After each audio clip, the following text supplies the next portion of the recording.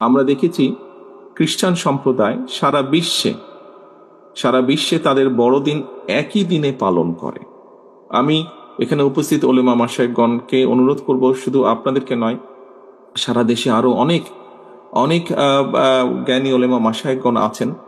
আমরা চিন্তা করে দেখতে পারি কিনা, আমরা আলোচনা করে দেখতে পারি কিনা যে বাংলাদেশের মানুষ সারা বিশ্বের মানুষের সাথে একই দিনে আমরা একসাথে রোজা এবং ঈদ পালন করতে পারি কিনা।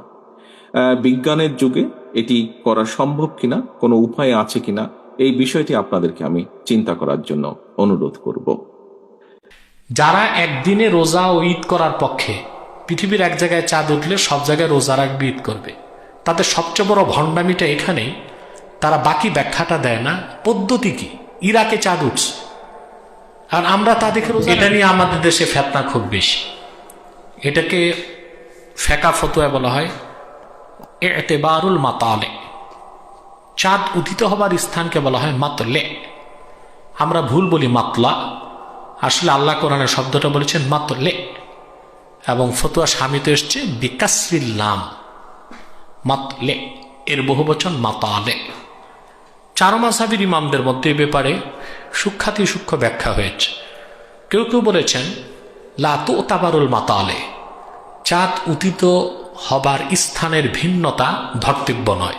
অর্থাৎ পৃথিবীর কোনো এক দেশে চাঁদ উঠলে সব দেশের লোক রোজা রাখতে পারবে, ঈদ করতে পারবে। আর ইমাম আজম আবু হানিফা রহমতুল্লাহর মতো এটাই ছিল, কিন্তু সাহেবাইনের মতের উপর ফতোয়া হানাফিদের যে তুতাবারুল মাতালে, অর্থাৎ চাঁদ উদিত হবার স্থানের ভিন্নতা ধর্তব্য, অর্থাৎ প্রতি দেশের আকাশে চাঁদ দেখতে হবে। তো সাহেবানের মতের পক্ষে রসুল্লাহর হাদিস পাওয়া যায়। আল্লাহ রসুল সাল্লাল্লাহু আলাইহি ওয়াসাল্লাম বলেছেন সুমু লিরুয়াতিহি ওয়া আফতিরু লিরুয়াতিহি, তোমরা চাঁদ দেখে রোজা রাখো, তোমরা চাঁদ দেখে রোজা ভঙ্গ করো। তাহলে বোঝা যাচ্ছে প্রত্যেক ভূখণ্ডের মানুষকে স্বতন্ত্রভাবে চাঁদ দেখতে হবে। দুই, তর্কের খাতিরে মেনে নিলাম তাদের ফতোয়া যে যারা বলেছেন ফকিহ বা মুজতাহিদগণ যে মাতালের এতেবার করা হবে না, অর্থাৎ চাঁদ উদিত হবার ভিন্নতা ধর্তব্য নয়। কোনো এক জায়গায় চাঁদ উঠলেই অন্য জায়গার লোক রোজা রাখতে পারবে, ঈদ করতে পারবে। এখন প্রশ্ন হলো, চাঁদ উঠেছে ইরাকে, বাংলাদেশের লোক তো দেখে নাই, তারা কিভাবে রোজা রাখবে? যারা একদিনে রোজা ও ঈদ করার পক্ষে, পৃথিবীর এক জায়গায় চাঁদ উঠলে সব জায়গায় রোজা রাখবে, ঈদ করবে, তাদের সবচেয়ে বড় ভণ্ডামিটা এখানেই, তারা বাকি ব্যাখ্যাটা দেয় না। পদ্ধতি কি? ইরাকে চাঁদ উঠছে আর আমরা তা দেখে রোজা রাখবো। আমাদের কাছে খবরটা কিভাবে পৌঁছবে? হয় বেতারে, নয় টেলিভিশন। এই একটাও শরীয়তে সাক্ষী বলে গণ্য হবে না।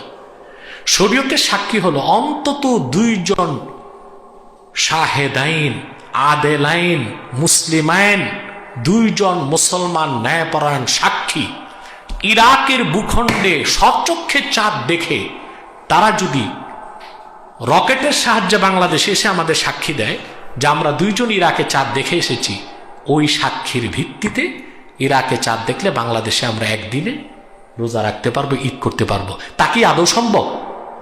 যদি তা আদৌ সম্ভব না হয় তাহলে অবশ্যই সাহেবানের ফতুয়াতে আমল করতে হবে। আমাদের দেশে চাঁদ দেখে আমরা রোজা রাখবো, আমাদের দেশে চাঁদ দেখে আমরা ঈদ করব। একই দিনে চাঁদ দেখার দ্বারা সবাই ঈদ করবে, সবাই রোজা রাখবে, এখানে তারা অর্ধেক মাসালা বলে, বাকি সাক্ষীর ক্ষেত্রে যে জটিলতা সেটা নিরসন তারা করে না।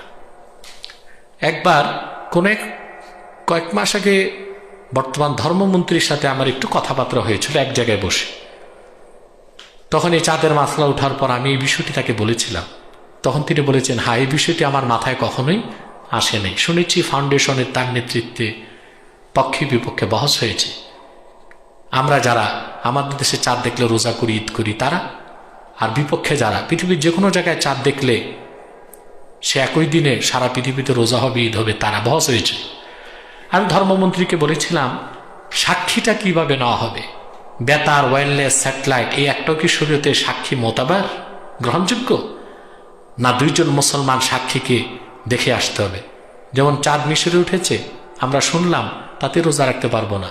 দুইজন সাক্ষী এসে যদি আমাদেরকে বলে তাহলে রোজা রাখতে পারবো। এখন মিশরে মাগরিবের পর চাঁদ দেখে বাংলাদেশে আসতে লাগবে 7.5 ঘন্টা, তখন আমরা কিভাবে এই সিদ্ধান্ত নেব? তাহলে বোঝা যায় একটা বড় ধরনের ফাঁক এখানে রয়ে গেছে, এই ফাঁকটা কেউ মিটাচ্ছে না। অতএব আমাদের ভূখণ্ডে আমরা চাঁদ দেখলে আমরা রোজা রাখবো, আমাদের ভূখণ্ডে চাঁদ দেখলে আমরা ঈদ করব। কারণ চাঁদকে আল্লাহ ক্যালেন্ডার বলেছেন, ক্যালেন্ডার আমারটা আমি দেখব, আরেকজন আমার ক্যালেন্ডার ঝুলিয়ে রাখলে তা হবে না। আল্লাহু আ'লামু বিস-সাওয়াব। কতটুকু সম্পদ হলে সাদকাতুল ফিতর ওয়াজিব হবে? যার উপর জাকাত ওয়াজিব, নেশাব পরিমাণ সম্পদের মালিক যিনি, তার উপর জাকাত যেমন ফরজ, ঠিক সেই ব্যক্তির উপরই সাদকায়ে ফিতর ওয়াজিব।